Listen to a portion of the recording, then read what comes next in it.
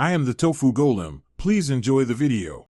You start by confirming power and status lights. This narrows the likely faults quickly. First, make sure the battery is above 20% or connect a 5V USB source. Next, observe the LED pattern and note whether it is solid, blinking, or off. Each means something different for pairing or boot issues. Once done, perform a soft reset. Power off for 10 seconds, then hold volume plus and play for about 10 seconds on many JBL models. This clears temporary firmware hangs and often restores normal Bluetooth discovery. Now you address pairing and software. First, forget the speaker in your phone's Bluetooth list, and if available, long press the Bluetooth button on the speaker to clear pairings. This removes corrupt entries.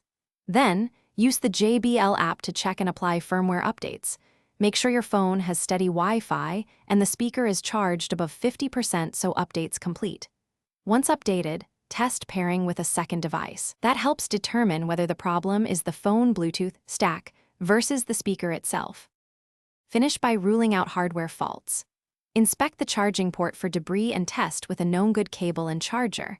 Intermittent charging can mimic Bluetooth failures. If audio is distorted, plug a wired AUX cable. Clear sound means Bluetooth module or codec issue.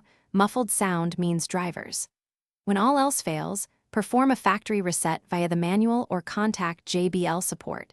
Make sure you record the model and serial first. If repair is needed, this info speeds diagnostics and service authorization. Thanks for watching. Consider subscribing if we helped you today.